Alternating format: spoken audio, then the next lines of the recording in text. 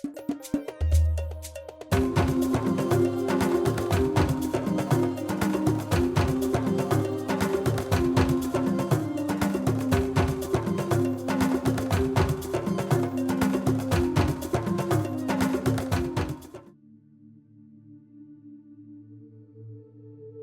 voudrais vous inviter à vous abonner à cette page et à recruter d'autres gens qui vont s'abonner. Pour quelle raison? Parce que c'est une chaîne qui est consacrée à la dézombification du peuple noir.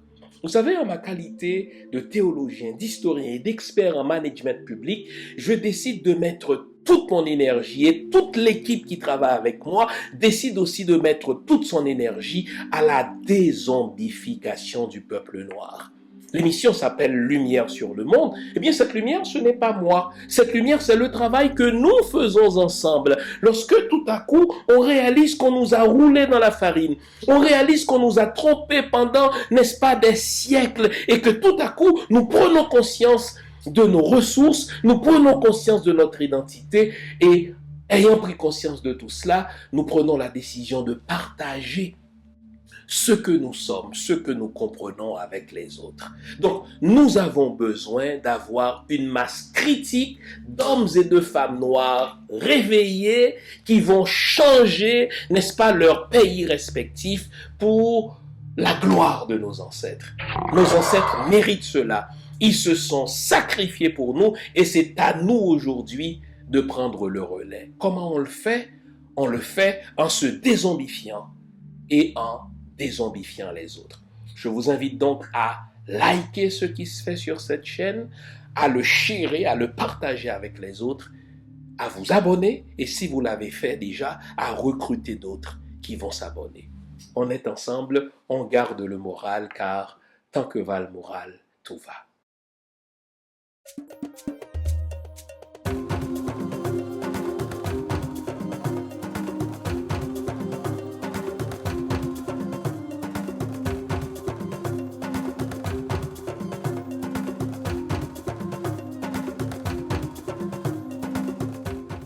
Bonjour mesdames, bonjour messieurs, bonjour le monde, bienvenue à cette autre édition de l'émission Lumière sur le monde. Comment allez-vous les amis? J'espère que vous allez bien, j'espère aussi que vous commencez en bien l'année 2026. Tenez, puisque c'est la première émission, je vous souhaite donc une excellente année 2026. Qu'est-ce que j'entends par excellente année? Eh bien, je vous souhaite de la santé et de la santé. Quant au reste qui varie avec chacun d'entre nous, eh bien, quant au reste, nous irons le chercher nous-mêmes une fois que nous avons la santé. Tenez. C'est la première émission de l'année, c'est donc le premier dimanche de l'année, l'émission qui suit immédiatement le 1er janvier, date emblématique, date hautement symbolique, non seulement pour nous les Haïtiens, mais pour le monde entier, date à laquelle eh bien, nos ancêtres ont proclamé à la face du monde, aux puissances de l'univers et aux puissances étrangères, la volonté de faire de Saint-Domingue, désormais Haïti, un pays indépendant. Bon, tout ceci, nous le savons, et nous devons nous consacrer à mieux le faire connaître. Mais je me suis intéressé, et je vais encore m'intéresser avec vous dans l'émission de ce matin, à une autre facette de cette proclamation de l'indépendance. Je m'intéresse à la question juridique. Que prévoyait en ce moment-là le droit international? Quel était le cadre du droit international? Comment un nouvel État accédait-il à l'indépendance? Y a-t-il un cadre juridique prévu à cet effet? Y a-t-il un précédent? Et donc, dans un premier temps, je vais lire avec vous des extraits de l'acte de l'indépendance. Vous savez, Haïti est fondé, Haïti est créé grâce à 3 actes fondateurs. Donc la création d'Haïti repose sur 3 actes fondateurs. Vous vous souvenez, l'empereur bien-aimé, mais qui n'est pas encore fait empereur, qui n'est que général à vie, fait la proclamation de l'indépendance. Ensuite, nous avons l'acte de l'indépendance, auquel je m'intéresse ce matin, 2e acte fondateur, et vous avez un 3e acte fondateur d'Haïti, c'est l'acte par lequel les généraux nomment le général Jean-Jacques Dessalines, qui deviendra plus tard empereur, eh bien, le général en chef, donc, qui fait du général Jean-Jacques Dessalines le premier chef de la nation. Et donc, la proclamation de l'indépendance a été lue par le général Jean-Jacques Dessalines. Les généraux vont le nommer général à vie, le général en chef, et il y a donc l'acte de l'indépendance, c'est-à-dire l'acte de naissance de ce nouvel État qui s'appelle désormais Haïti. Bon. Je m'intéresse à la question juridique pour plusieurs raisons, vous l'aurez compris en m'écoutant. Que vaut cette proclamation, que vaut cet acte de l'indépendance? Est-ce qu'il suffit de dire que nous avons un nouvel État libre et indépendant pour qu'il soit effectivement reconnu? Dans quelles conditions reconnaissait-on les États, les nouveaux États en ce moment-là? Dans quelles conditions? Est-ce que Haïti répondait? Est-ce que Haïti satisfaisait alors aux conditions? Si oui, pourquoi? Sinon, pourquoi pas? Et comme nous l'aurons vite remarqué, Haïti ne semble pas répondre, ne semble pas satisfaire aux conditions prévues par le droit international d'alors. Comment et qu'est-ce qu'Haïti devait faire pour être reconnu comme un nouvel État dans le concert des nations? Et tout ceci révélera qu'Haïti restera, selon le mot de l'historien afro-américain Ray Logan, Haïti a été, est et restera une anomalie à la face du monde, une menace à la face du monde et un défi à la face du monde. Donc, intéressons-nous à la question du droit international. C'est surtout l'historien, moi, qui va vous dire, mais voici le cadre juridique qui existait en ce moment-là. Voici ce que prévoyait ce cadre juridique. Voici un précédent qui a été créé, dans quelles conditions, qu'est-ce qui a été fait pour que ce nouvel État soit reconnu. Quant à Haïti, elle a été perçue comme une anomalie, une menace pour les autres et un défi pour les puissances étrangères. Alors, le cadre est mis. Je vais donc, avant de vous inviter à partir à la pause, lire des extraits de cet acte de l'indépendance rédigé par Boiron-Tonnerre et lu aussi par lui. Et je vous livre les extraits que voici. Boiron-Tonnerre, lu ensuite l'acte de l'indépendance, armée indigène, aujourd'hui le 1er janvier 1804, le général en chef de l'armée indigène, donc le général Jean-Jacques Dessalines, accompagné des généraux de l'armée, convoqués à l'effet de prendre les mesures qui doivent tendre au bonheur du pays. Ça vous rappelle quelque chose? Ça rappelle, et en ceci, l'historien en moi doit vous le dire, ça rappelle les mots de la Constitution américaine dans la Constitution américaine, il est dit que tous les hommes ont droit au bonheur.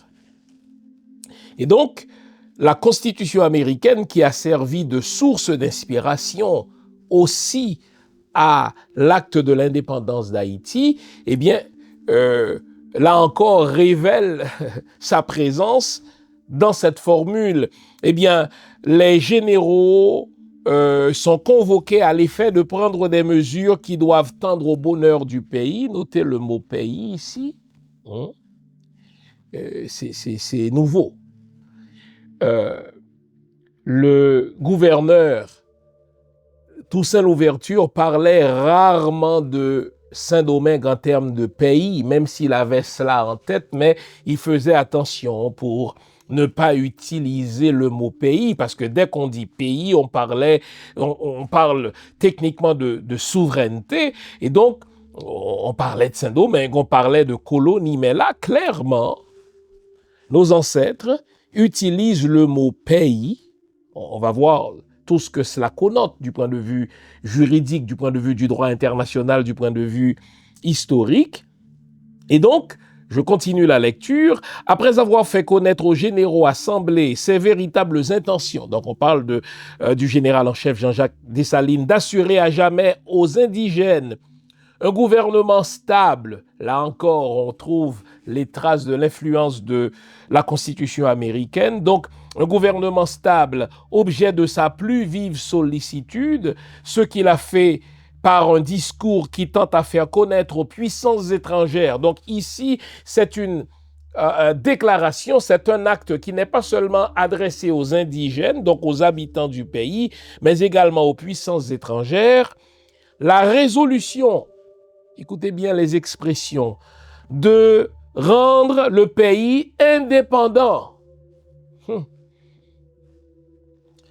La dernière fois qu'on a eu une telle déclaration, c'était lors de la Révolution américaine, qui consacra la création d'un nouvel État en Amérique, 1776.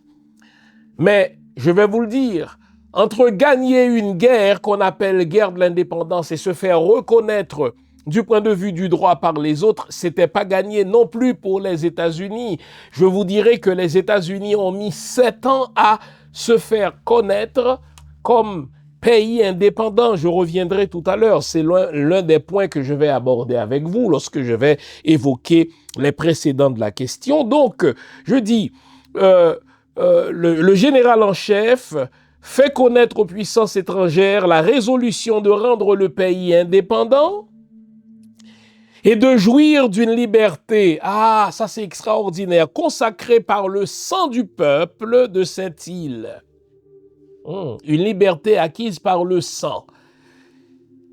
Et après avoir recueilli les avis, a demandé du peuple de cette île, a demandé que chacun des généraux assemblés prononçât le serment, écoutez bien les termes du serment, de renoncer à jamais à la France. L'indépendance d'Haïti est une indépendance marquée d'abord par rapport à la France, la métropole, et l'acte de l'indépendance ajoute de mourir plutôt que de vivre sous sa domination. Donc, on renonce à la domination française, on préfère mourir plutôt que de redevenir, n'est-ce pas, une colonie française. Et l'acte de l'indépendance ajoute de combattre jusqu'au dernier soupir pour l'indépendance. Énormément de choses sont dites ici. Ils prennent, donc nos ancêtres, les généraux et le général en chef en particulier, ils ont pris la résolution de faire connaître aux puissances étrangères leur résolution donc de rendre ce pays indépendant. Vous notez, c'est une déclaration unilatérale. Oh là là. Le droit n'avait pas prévu cela. Ce genre de déclaration unilatérale faite par des Noirs et qui concerne une ancienne colonie établie depuis le XVIe siècle, donc depuis au moins 300 ans, ils prennent la résolution de faire de ce pays un pays indépendant, de jouir d'une liberté consacrée par le sang du peuple. Ils prononcent un serment de renoncer à tout jamais à la France et à sa domination et de combattre jusqu'au dernier soupir pour l'indépendance. Et je vous fais la lecture, je vous livre la lecture d'un dernier extrait de cet acte de l'indépendance. Les généraux pénétrés de ces principes sacrés. Quels sont ces principes sacrés? La résolution de rendre ce pays indépendant. La résolution de renoncer à tout jamais à la France. La résolution de mourir plutôt que de revenir sous sa domination. La résolution de vivre libre, une liberté acquise par le sang du peuple. Donc, les généraux pétris de ce principe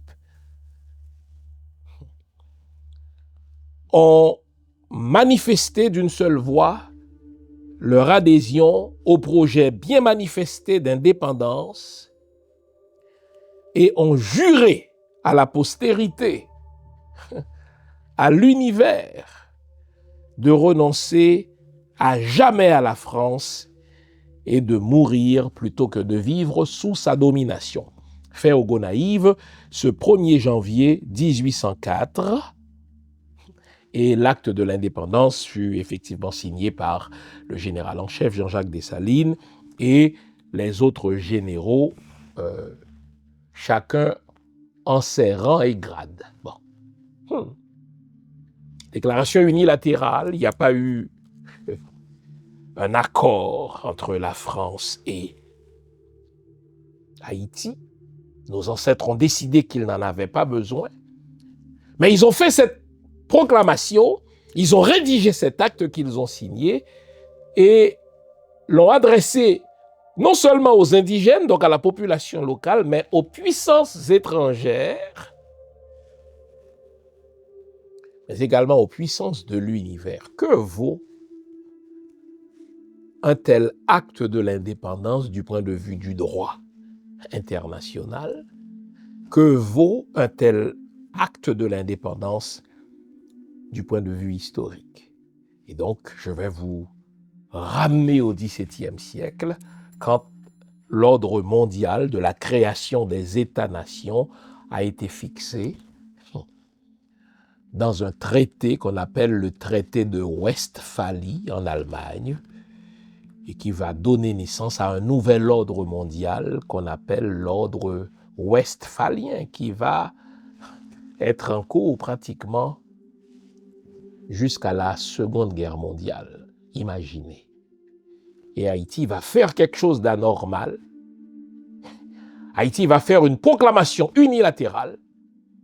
Elle va s'imposer par la force en se disant au diable l'ordre westphalien, l'ordre international. Nous avons acquis notre liberté par le sang du peuple. Waouh! Haïti a été, est et sera toujours une anomalie. Haïti a été, est et sera toujours une menace. Haïti a été, est et sera toujours un défi selon le triptyque de l'historien afro-américain Ray Logan. Tout un programme, les amis. Vous connaissez le rituel, on ne va pas le changer parce que l'année a changé. Je vous invite à vous offrir une bonne tasse de thé, une bonne tasse de café, une bonne tasse de chocolat chaud, bref, tout ce qui est de nature à nous garder éveillés, car aujourd'hui encore, nous allons nous dire les vraies affaires. À tout à l'heure, les amis. Nouveau, bonne nouvelle, toutes les émissions Lumière sur le monde se trouvent désormais en mode podcast. Cela veut dire que vous pouvez continuer à vaquer à vos occupations tandis que vous nous écoutez, où que vous soyez, dans votre voiture, à l'épicerie, au travail, en faisant vos courses ou à la maison. Toutes les émissions Lumière sur le monde en français et en créole sont en mode podcast. Vous les trouverez sur Apple Podcast, Spotify, Podcast Index, Google Podcast, Amazon Music, Stitcher et les autres. Nous sommes partout en mode podcast. Il n'en tient qu'à vous. Nouveau, bonne nouvelle, Lumière sur le monde est un podcast.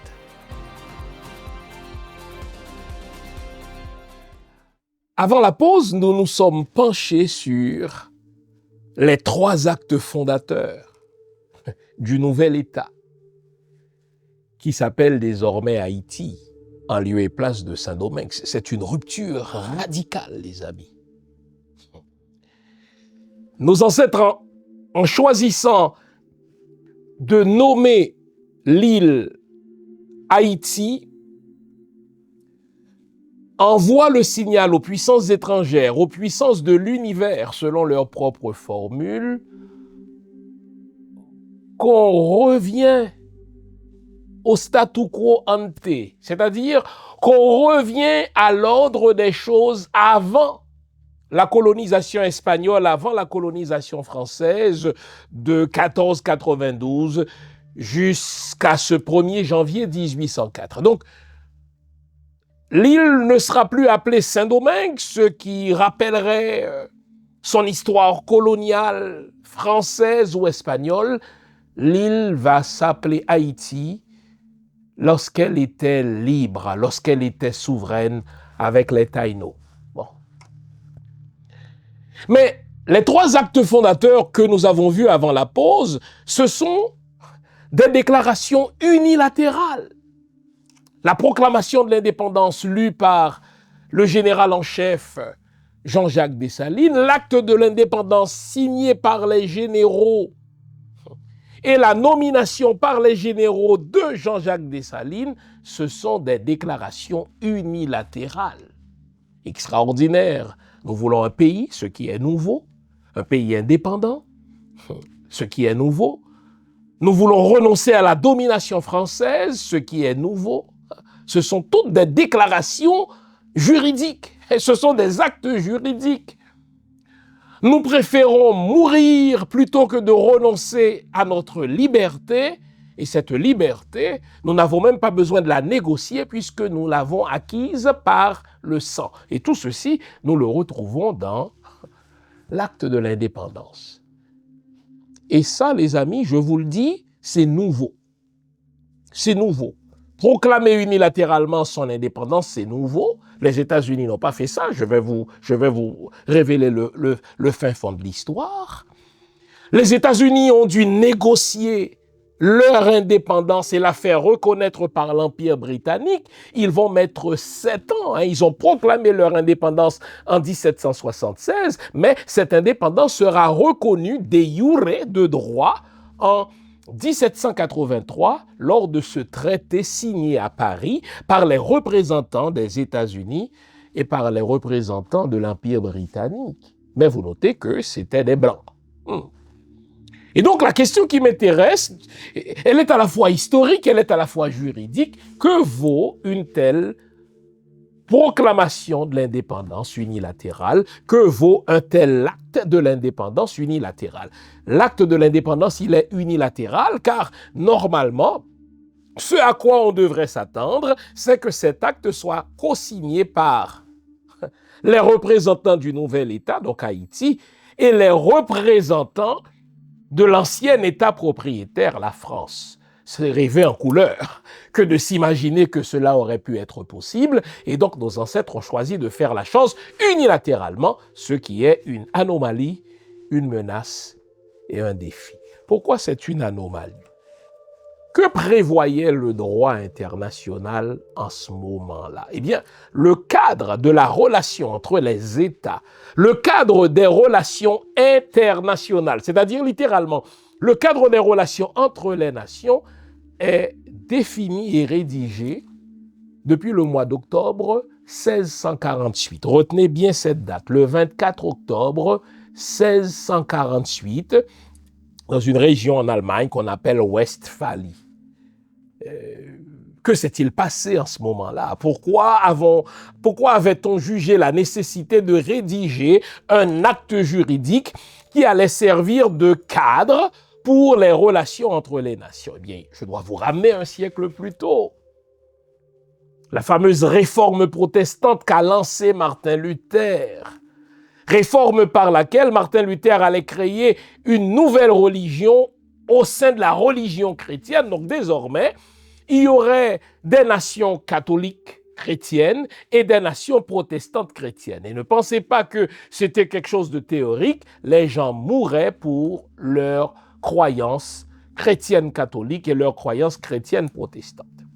Donc essentiellement, il va y avoir pendant presque 100 ans des guerres religieuses, des guerres territoriales entre les Européens. Il y aura, n'est-ce pas, les fameuses guerres de 80 ans et les fameuses guerres de 7 ans. Qu'est-ce qui se passe? Des nations qui s'identifient catholiques se battent contre des nations qui s'identifient protestantes. Des rois qui s'identifient comme étant catholiques déclarent la guerre à des rois qui s'identifient comme protestants. Et ça va durer, les amis, en gros presque 100 ans. Jusqu'à ce que des Européens, puisque essentiellement c'était des guerres européennes, prennent conscience de la stupidité de la chose. Pourquoi doit-on mourir pour la même foi chrétienne aux mains d'autres chrétiens? C'était crois comme moi ou meurs. Et donc les nations européennes d'alors, essentiellement des nations qui appartenaient à ce qu'on appelle l'Empire, le Saint-Empire germanique,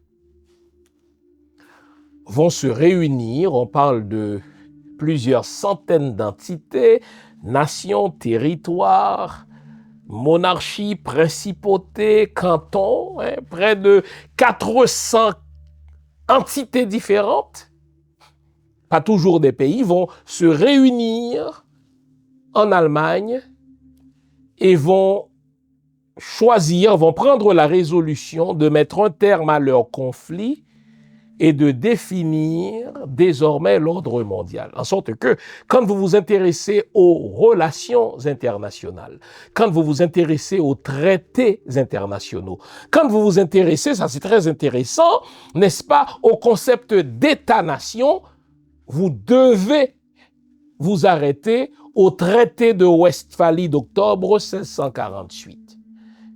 Plusieurs choses importantes, plusieurs choses qui déterminent notre mode de vie d'aujourd'hui vont se passer à ce traité.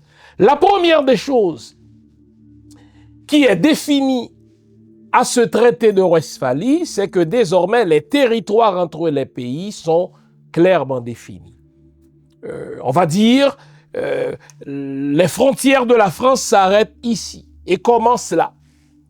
Les frontières de l'Angleterre commencent ici et s'arrêtent là. Les frontières du Danemark, de la Hollande. Et vous notez, c'est très intéressant de noter tout ce que je vous dis. Vous notez que je ne cite que des entités européennes, des entités blanches.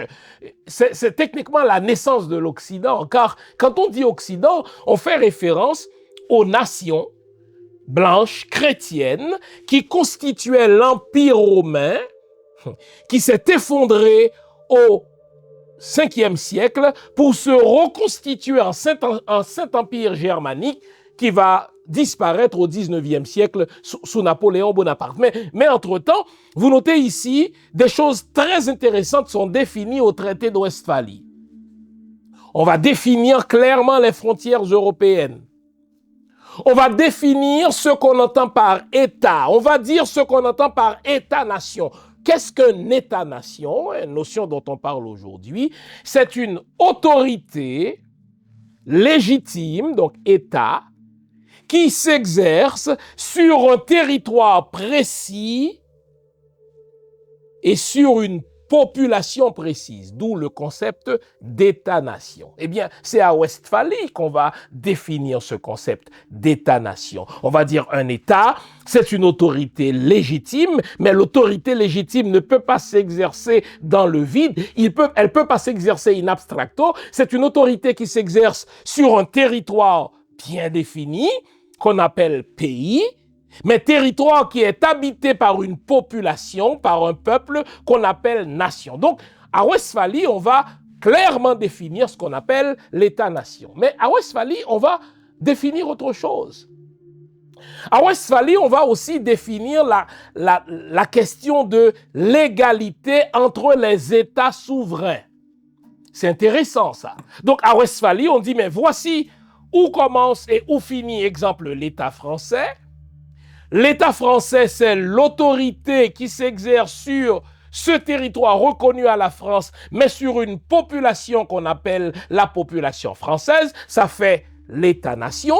Mais on dit à Westphalie, on va aussi définir la question de la souveraineté des États et la question de l'égalité entre les États. Donc, dès qu'un État est reconnu sur un territoire et sur une population, il est souverain pour faire des lois pour cette population et pour ce territoire. Donc la question de la souveraineté, c'est l'État donc qui représente ce territoire-là. Mais on va aussi définir la question de l'égalité entre les États. Eh bien, l'État français, il est égal, exemple, à l'État hollandais, il est égal, exemple, n'est-ce pas, à l'État britannique, sans tenir compte nécessairement de la puissance militaire. Vous nous l'avez demandé, nous avons le plaisir de vous apprendre que désormais, nos émissions, toutes nos émissions, sont disponibles avec des sous-titrages en 3 langues, en français, en anglais et en créole. Nous sommes conscients que l'émission Lumière sur le monde est devenue une véritable plateforme familiale autour de laquelle des parents et des enfants se réunissent pour s'informer de ce qui se fait en Haïti, en Afrique ou ailleurs dans le monde. Pour vous faciliter la vie, nos émissions sont désormais disponibles avec des sous-titrages en 3 langues, français, créole et anglais. Nous progressons avec vous, nous marchons avec vous, de manière à relever nos communautés et nos peuples. Nouveau, toutes nos émissions sont disponibles avec des sous-titrages en français, en anglais et en créole. À Westphalie, on va faire autre chose. On va dire désormais, puisque les frontières sont définies, puisque les États sont reconnus, eh bien, la religion des États sera définie par la religion du roi, la religion du chef de l'État. D'où le principe de cuius regio eius religio en latin, eh bien, tel roi, telle religion. Si le roi, il est catholique, mais son pays sera reconnu officiellement comme étant catholique. Si le roi, il est protestant, exemple, n'est-ce pas, du roi anglais, eh bien, son pays sera reconnu comme étant, n'est-ce pas, un pays protestant, donc anglican. Donc, on règle ainsi la question des conflits religieux et le souverain, le roi, essentiellement le roi, la reine, eh bien, devait protéger les minorités religieuses pour qu'on en finisse désormais avec les guerres religieuses. Mais notez quelque chose d'intéressant. On dit, voici ce qu'est un État-nation, voici ce qu'est un État, voici où se trouvent les frontières, les États sont égaux entre eux, les États sont souverains, mais, fait intéressant, ce sont des définitions européennes, ce sont des concepts européens et c'est un cadre juridique européen. Ce faisant, les nations européennes se laissent, écoutez, très important ça, se laissent le champ libre pour entrer en Afrique, puisque la colonisation commence, enfin l'esclavage, la colonisation, la traite atlantique commence déjà depuis le 15e siècle. Elles disent, écoutez, ces nations-là, ce qu'on fait là nous concerne, nous les nations européennes, nations issues n'est-ce pas, de l'Empire romain et qui constituent aujourd'hui l'Empire germanique, mais ce qu'on dit là ne concerne pas les Africains, puisque nous pouvons nous partager l'Afrique, puisque sur l'Afrique, c'est leur prétention, ne règne aucun État. La seule exception concernant l'Afrique, c'est l'Éthiopie. Les Européens se disent, au moins en Éthiopie, nous avons un État plus ou moins reconnu, nous avons un empire, mais quant aux autres territoires africains, nous pouvons y entrer et les déclarer nôtres, puisqu'essentiellement, ce ne sont pas des humains qui vivent là, ce sont des êtres vivants à moitié, aux 3 quarts humains, mais enfin aux 3 quarts animaux et aux quarts humains.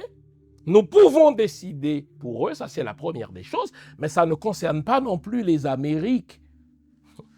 Et donc, quand un Européen entre en Afrique, quand un Européen entre en Amérique, il peut proclamer ce territoire comme étant un territoire européen, donc la colonie, d'où le concept auquel il faut faire attention d'ailleurs, le concept de découverte.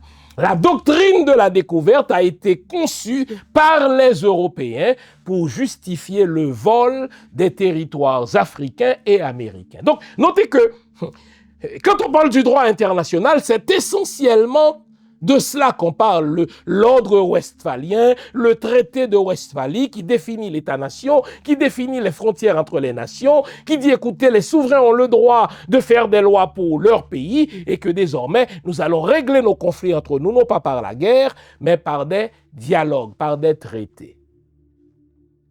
Donc, dès 1648, les pays existants sont reconnus.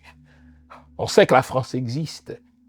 On sait que l'Empire britannique existe. On sait que la Hollande existe. On sait que le Danemark existe. On sait que l'Espagne existe. Ça ne veut pas dire qu'il n'y aurait pas d'autres guerres entre ces pays-là, mais ce n'est pas pour créer un nouveau pays. En sorte que, du traité de Westphalie en 1648 jusqu'en 1783, date à laquelle les États-Unis vont être reconnus comme un nouvel État, un nouveau pays, aucun nouveau pays n'a pris naissance. On n'y pense pas toujours. Je reprends ce que je dis.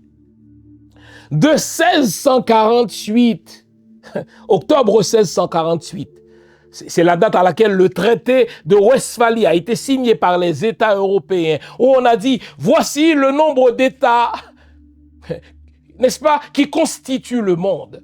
Jusqu'en 1783, lorsque les États-Unis vont être reconnus par l'Empire britannique, à Paris, ce qu'on appelle le traité de Paris, il n'y a eu aucun nouvel État. Aucune nouvelle nation n'a pris naissance puisque les pays européens ont dit voici ce qu'était un État-nation et voici à quelles conditions cet État-nation allait exister. Quant au territoire africain, on peut entrer et les voler. Ces territoires-là seront à nous puisque si c'est nous qui les découvrons, vous vous souvenez quand vous étiez à l'école en Haïti ou même en France, on a dit écoutez, l'Amérique a été découverte par Christophe Colomb, Haïti a été découverte. Non, mais c'est pas un mot simple. Derrière ce mot, il y a une doctrine juridique qu'on appelle, n'est-ce pas, la doctrine de la découverte. C'est une doctrine prétentieuse mais légale au sens européen du terme, voulant que le premier Européen qui met le pied dans un pays autre qu'européen, ce territoire-là sera reconnu, que ce territoire-là soit reconnu comme appartenant à cet Européen-là, parce que c'est lui qui l'a découvert. Et c'est ainsi donc que les Américains vont nous voler, à nous les Haïtiens, l'île de la Navaz, qui a toujours fait partie du territoire d'Haïti, au motif que les premiers qui sont passés par là et qui ont mis un drapeau là, c'était des navigateurs américains, donc la Navaz, qui techniquement fait partie du territoire d'Haïti, a été reconnue comme faisant partie du territoire américain au nom de la doctrine de la découverte. Donc désormais, évitez ce verbe-là. C'est dommage que dans les manuels d'enseignement dont on se sert encore en Haïti, on continue de dire que Christophe Colomb a découvert. Non, Christophe Colomb a envahi l'Amérique. Christophe Colomb a lancé son génocide, n'est-ce pas, le 5 décembre 1492, mais il n'a rien découvert. Donc comprenons ce qui se passe du point de vue du droit international. Les États-nations sont clairement définis. Les nations sont déjà créées, l'État est créé, les autorités sont créées et les colonies sont reconnues comme appartenant à la métropole. Donc, la colonie de Saint-Domingue appartient à l'État français. La colonie de la Jamaïque appartient à l'État britannique. La colonie cubaine appartient à l'État espagnol. Curaçao appartient à l'État hollandais. Et donc, Haïti ne saurait proclamer son indépendance puisque ce n'est pas un pays, c'est un territoire qui est attaché à une nation avec un État établi qu'on appelle l'État-nation. Et donc, vous notez que le droit ne prévoit pas ce que nos ancêtres vont faire. L'État n'envisage même, le droit n'envisage même pas cela, puisque le droit, il est eurocentré. Le droit international, il est fait par des Européens.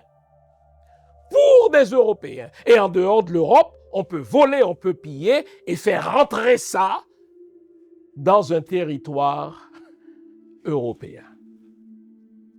Il va y avoir quelque chose de nouveau en 1776 lorsque des Européens, les Américains sont d'abord des Européens, des Britanniques, qui s'installent en Amérique, qui volent au passage la terre qui appartient aux Amérindiens, donc aux indigènes, mais ça n'a pas d'importance puisque tout territoire foulé par un Européen appartient désormais à l'Européen en dehors de l'Europe. Et donc, ce territoire va être rattaché à l'Empire britannique. On va donc parler des 13 colonies britanniques de l'Amérique.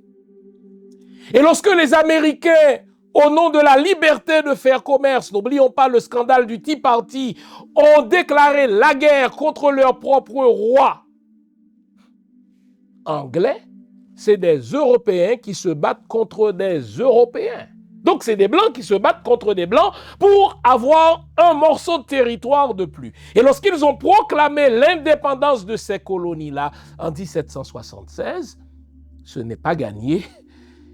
Ils ont mis 7 ans à négocier avec l'Empire britannique jusqu'à ce qu'enfin, eux, les Américains, donc des Européens, se soient entendus après des négociations avec d'autres Européens qu'on appelle des Britanniques.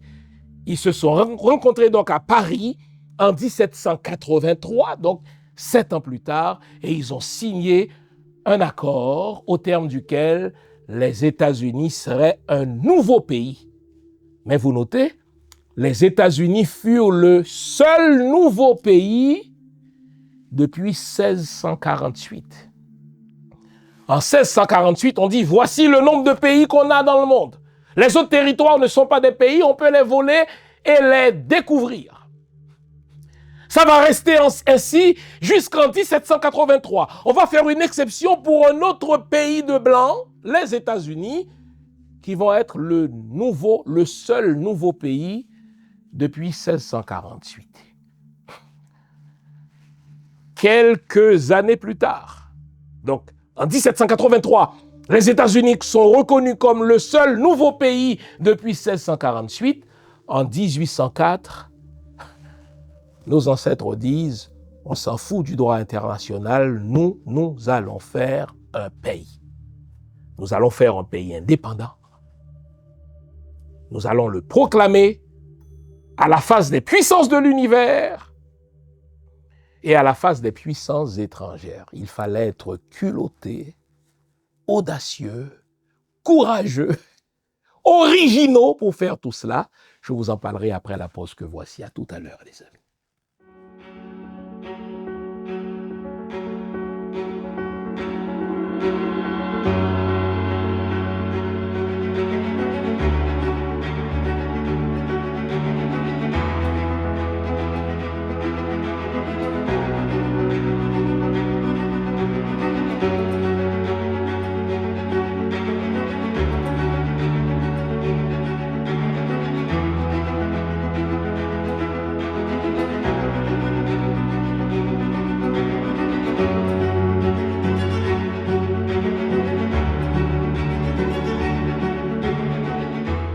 Avant la pause, je vous disais qu'entre 1648, octobre 1648, traité de Westphalie, traité entre les pays européens qui définissent ce qu'est l'État, qui définissent ce qu'est une nation, qui définissent ce qu'est un pays. C'est eux qui définissent tout ça. En sorte qu'aujourd'hui, lorsqu'on parle d'État, lorsqu'on parle de nation, nous naviguons dans des concepts qui ont été conçus par des Européens et pour les Européens avec l'idée de voler les autres. OK? Et donc, En 1648, lorsqu'on a défini le concept d'État, lorsqu'on a redéfini les frontières européennes, le but c'était de permettre aux pays européens chrétiens d'aller piller tout autre continent. Ne pillons pas ce qui est nôtre en Europe, mais nous pouvons aller piller ce qui est en Afrique, exemple, car le seul État, selon nous, qui existe en Afrique, c'est l'Éthiopie. Donc nous n'allons pas entrer en Éthiopie pour réduire sa population en esclavage. Nous n'allons pas coloniser l'Éthiopie, mais quant aux autres, on s'en fout. On va rebaptiser ces pays-là, n'est-ce pas? Et donc si on définit l'État au traité de Westphalie en 1648, c'est pour nous permettre, à nous, les Européens, de nous rendre facilement en Amérique et de voler tous les territoires qui sont là, d'assassiner les populations et de dire « nous avons découvert ce continent ». Et donc c'est pour ça que je vous mets en garde d'utiliser le mot découverte, le verbe découvrir. Hein. Il faut arrêter d'enseigner ce concept, ma foi, génocidaire à nos enfants. Christophe Colomb n'a rien découvert du tout. Il n'a fait que voler, il n'a fait que piller, il n'a fait qu'envahir. Pas vrai? Bon. Et donc, puisque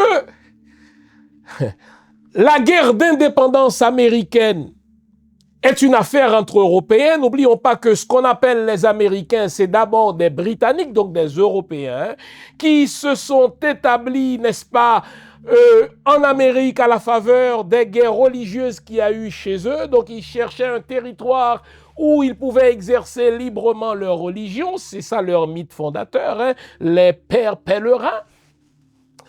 Au passage, lorsqu'ils sont arrivés en Amérique, ils ont assassiné sur 200 ans près de 100 millions d'autochtones. C'est pas grave, ils sont chrétiens, ils ont le droit de le faire au nom de Jésus. Et puisque le roi George, à un moment donné, leur interdisait d'acheter leur thé entre les mains de qui il voulait et de revendre ce thé entre les mains de qui il voulait, eh bien, ils ont foutu le feu au port de Boston, ils ont brûlé des bateaux qui arrivaient avec du thé, n'est-ce pas, britannique, pour signifier au roi George qu'ils avaient le droit de commercer avec qui ils veulent. Ainsi est déclarée, n'est-ce pas, la guerre de l'indépendance américaine qui va durer jusqu'en 1776. Mais quand ils ont gagné la guerre contre les Britanniques européens, ils l'ont fait grâce au support de la France, hein. La France, qui a toujours eu un contentieux contre les Britanniques, ont aidé les Américains à faire leur guerre et ils l'ont gagné, ces Américains, grâce à la sueur de nos ancêtres, puisque nos ancêtres, les Christophe, entre autres, Henri Christophe, qui allait devenir le premier roi d'Haïti, le deuxième chef d'État après l'empereur Jean-Jacques Dessalines, a combattu aux côtés des Américains, n'est-ce pas, à Savannah, pour aider les Américains à conquérir leur indépendance. Et lorsqu'ils ont conquis leur indépendance, leur pays n'était pas encore reconnu. Ils vont bénéficier d'un coup de main de la part de la France. C'est pas pour rien que le traité de Paris, Paris c'est la capitale de la France, entre les Américains et les Britanniques va être signé justement à Paris, à Versailles, parce que la France a beaucoup poussé pour que les Britanniques reconnaissent les Amériques comme un nouveau pays. Donc de 1648 à 1783, on n'a eu qu'un nouveau pays au terme du droit international, et c'est un pays de Blancs, un pays d'Européens, esclavagistes, établis en Amérique. Et ne pensez pas que nos ancêtres ne savaient pas tout cela. Hein. Quand vous lisez l'œuvre d'un baron de Vathey, qui était à toute fin pratique le conseiller du roi Christophe en affaires étrangères. Quand vous vous intéressez à ceux qui ont rédigé, à ceux qui ont, n'est-ce pas, conçu l'acte de l'indépendance d'Haïti, mais beaucoup d'entre eux sont au fait du droit international d'alors. Mais ils ont dit, ce droit international, il est écrit par des Européens, donc nos ennemis, des esclavagistes, donc contre nous, et nous n'allons pas tenir compte du droit international pour proclamer à la face de l'univers, j'aime bien la formule, elle est toute ancestrale, pour proclamer aux puissances étrangères qu'un nouveau pays venait de naître, qu'un nouveau peuple devait naître et que les puissances étrangères allaient devoir en tenir compte. Ça, les amis, je vous dis, c'est nouveau. C'est une rupture extraordinaire. C'est la seule révolution qui mérite le mot de révolution. Et nos ancêtres l'ont fait, ils ont dit plutôt mourir plutôt que de redevenir une colonie. Plutôt mourir plutôt que de perdre notre liberté. Plutôt mourir plutôt que de renoncer à l'idée de faire de ce territoire un pays. Extraordinaire. Et donc, vous vous souvenez de ma question initiale, mais que vaut l'acte de l'indépendance du point de vue du droit international? Encore une fois, c'est un droit international rédigé par des Européens, donc des pays voleurs, rédigé par des Européens, donc des nations racistes. C'est un droit qui est conçu par des Blancs pour des Blancs et en faveur des Blancs. Et nos ancêtres qui sont noirs disent, écoutez, on ne peut pas s'attendre à ce que le droit international soit juste, puisqu'il est écrit par des gens injustes. Idée que Bob Marley va reprendre. Bob Marley, vous savez, c'est pas juste un génie au niveau de la musique, c'est aussi un génie au niveau de la pensée. Il a dit, on ne peut pas s'attendre à ce que le droit soit juste quand il est conçu par des gens injustes. Donc on ne peut pas s'attendre à ce que le droit international soit juste quand il est conçu par des gens injustes, des gens racistes, des gens malhonnêtes, des gens pilleurs. Alors, si le droit international ne prévoit pas la création d'un nouvel État, nous allons créer notre État envers et contre le droit international et au diable ce que pensent les autres. Et vous comprenez mieux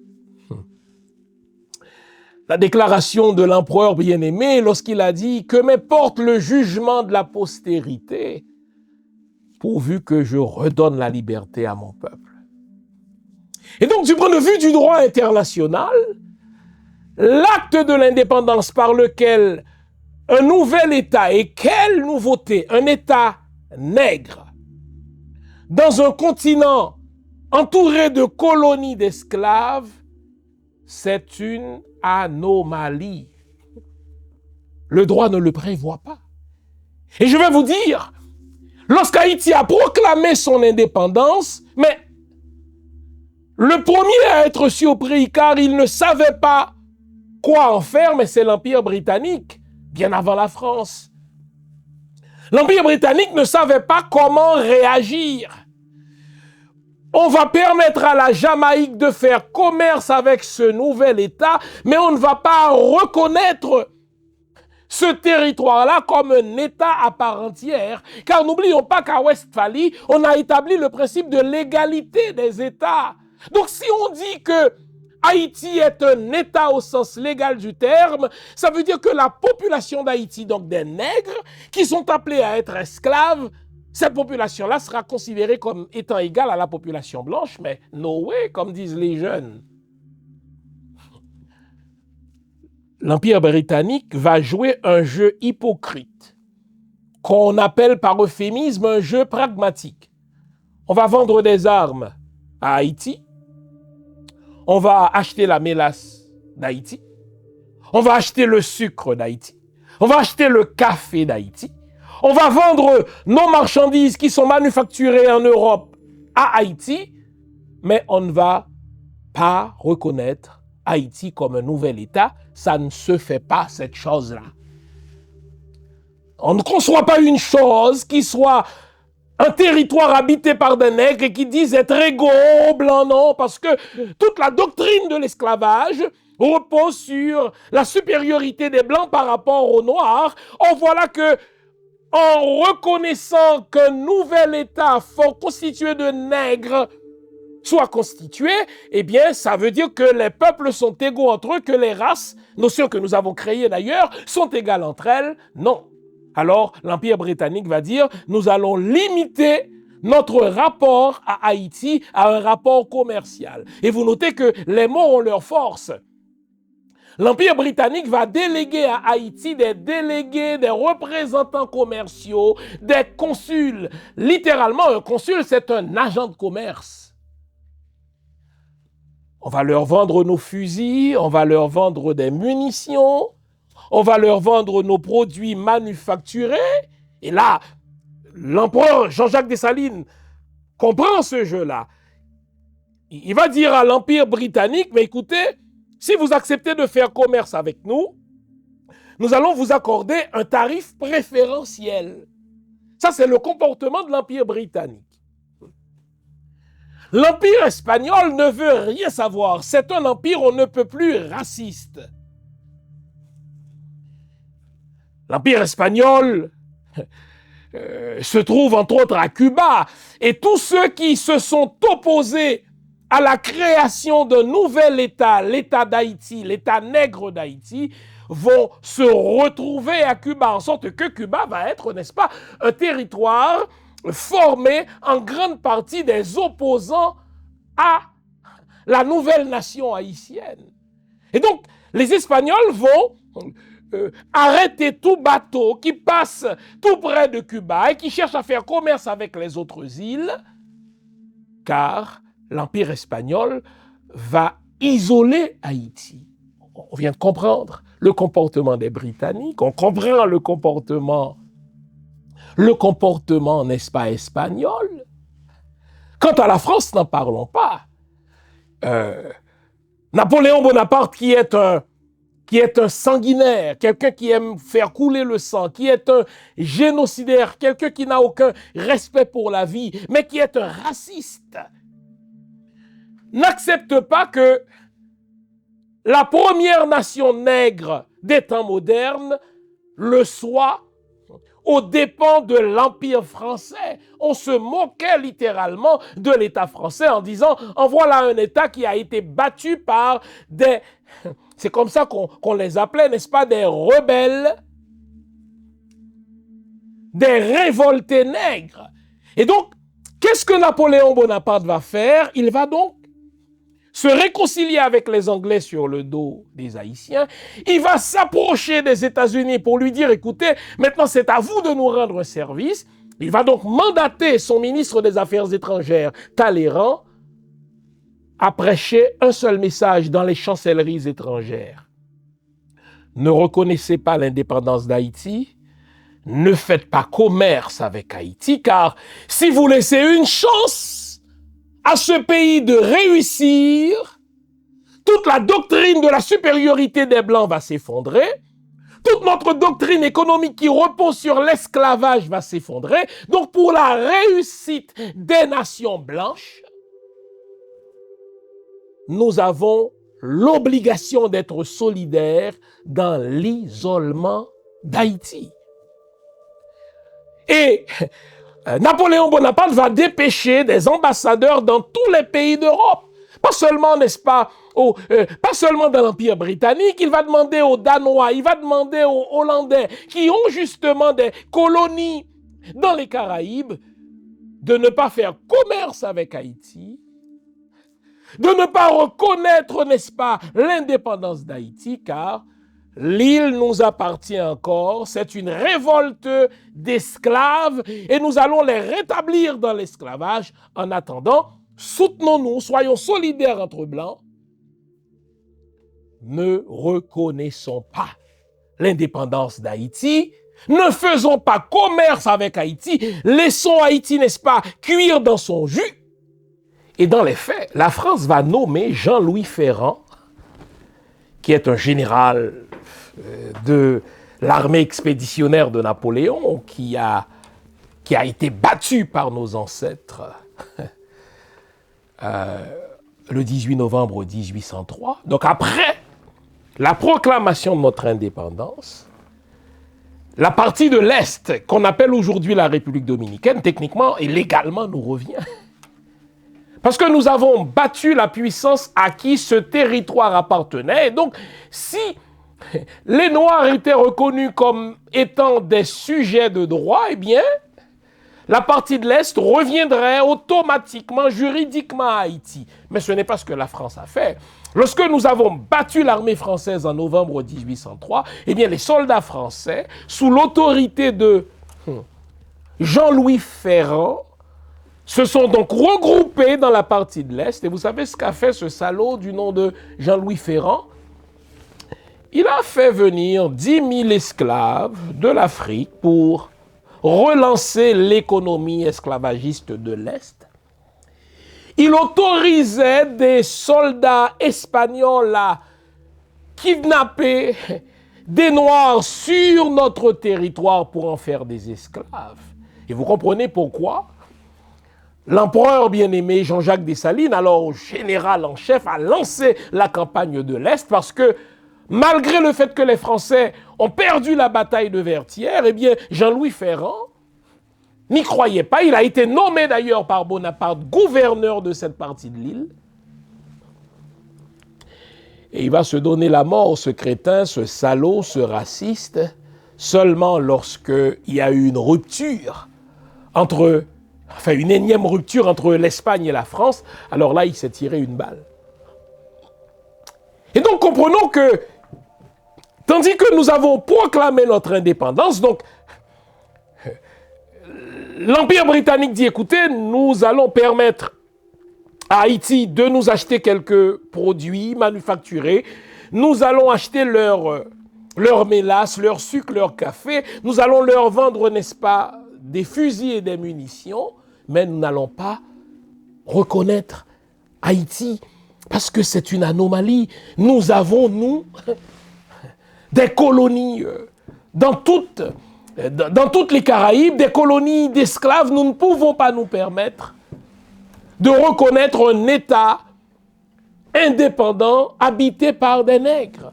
L'Espagne fait la même chose. L'Espagne capture, n'est-ce pas, nos bateaux qui circulent sur la mer des Caraïbes afin de faire commerce avec d'autres îles.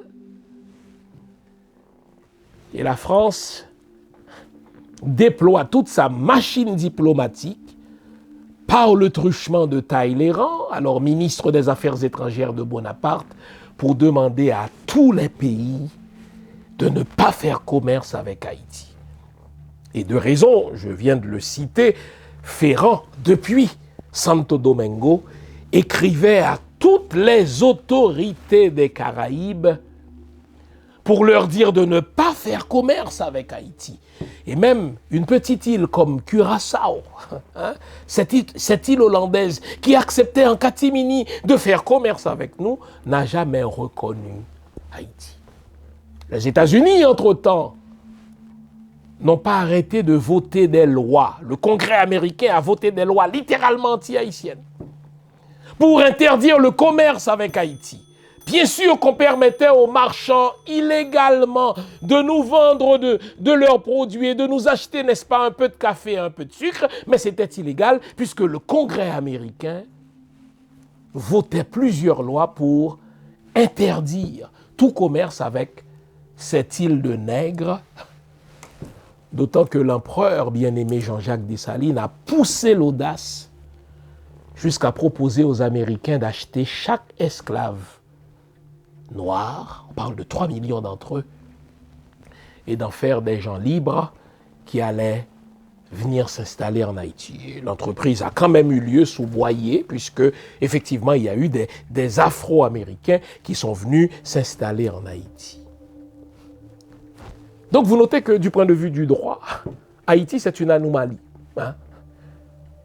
Ce n'est pas normal qu'une île, qu'une colonie habitée par d'anciens esclaves se proclame indépendante comme île. Non, on préférait parler de révoltés. Nos ancêtres étaient des révoltés, des fugitifs, des bandits. Ce sont des mots qu'on utilisait. Ce territoire demeurait encore un territoire français qui attendait que la France en reprenne possession. L'Espagne nous isolait, les États-Unis nous isolaient, l'Empire britannique, sans le dire, nous isolait, les Hollandais nous isolaient.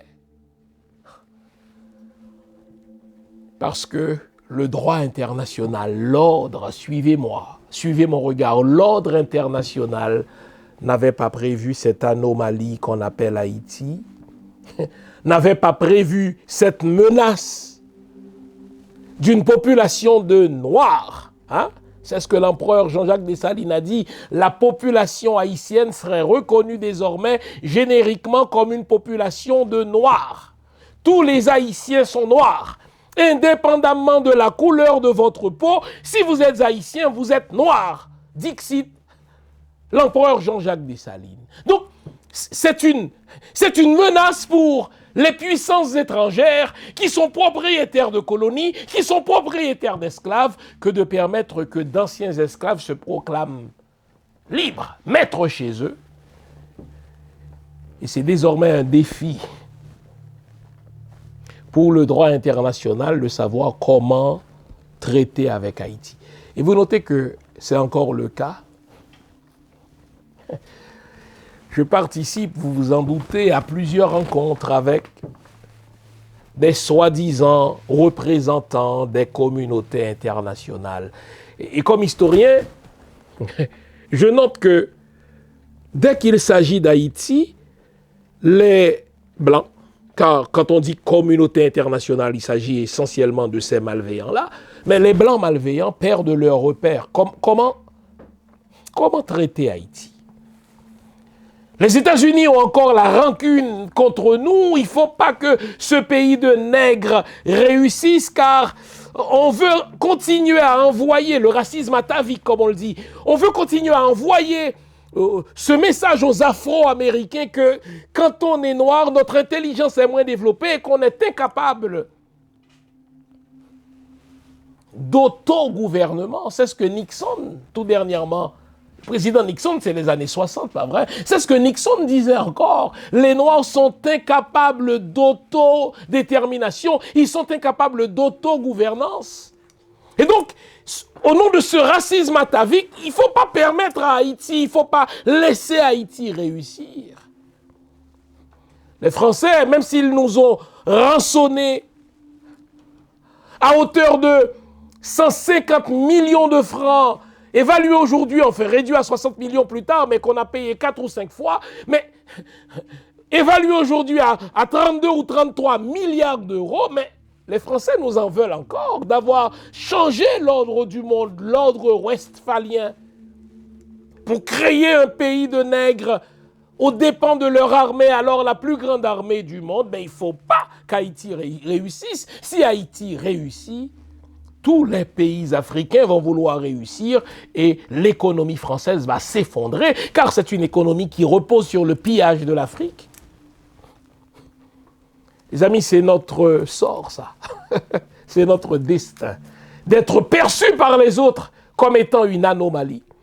C'est notre destin d'être perçu par les autres comme étant une menace. Je vous disais pas plus tard que la semaine dernière que, après l'indépendance, dès qu'un Haïtien se rendait dans un autre pays, on l'arrêtait pour une seule raison, pour un seul motif. Il est porteur de liberté. Si on le laisse s'installer chez nous, il va semer la graine de la liberté et bientôt il y aurait des révoltes d'esclaves partout. Assumons notre destin, chers compatriotes haïtiens. Nous serons toujours traités comme une anomalie parce que nous sommes le seul peuple à avoir changé l'ordre mondial. L'ordre conçu par des Blancs pour des Blancs et dans l'intérêt des Blancs.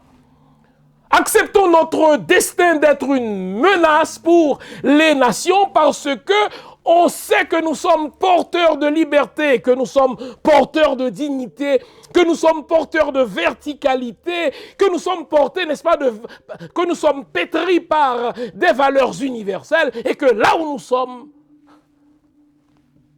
suivront la dignité, la verticalité, l'universalité, etc. Donc, nous serons toujours traités comme une menace pour les autres.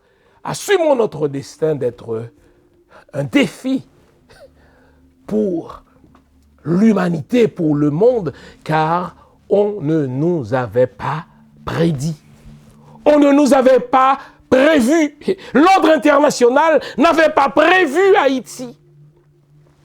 Donc Haïti restera toujours une bibite, un emmerdement. Haïti restera toujours une anomalie, un je ne sais quoi. Arrêtons, comme le disait le bien-aimé empereur Jean-Jacques Dessalines, de compter sur les autres pour notre liberté. Arrêtons de compter sur les autres pour notre salut. Arrêtons de compter sur les autres pour notre développement. Ainsi parlait l'empereur Jean-Jacques Dessalines. Vous avez osé d'être libre. Soyez libre par vous-même et pour vous-même. Bonne semaine les amis. Bonne année 2026. Et assumons notre destin de peuple unique, de peuple singulier. C'est ce que disait, n'est-ce pas, Anténor Firmin dans son magistral livre de l'égalité des races. Nous sommes un peuple singulier. Nous sommes un peuple unique. Nous avons un destin unique que les autres considèrent comme une anomalie. Nous avons une histoire unique que les autres considèrent comme un défi. Nous avons réalisé des choses uniques que les autres considèrent comme une menace. Qu'importe. Assumons notre destin, faisons notre développement par nous-mêmes et pour nous-mêmes. Bonne année, gardons le moral, car tant que va le moral, tout va. Au revoir.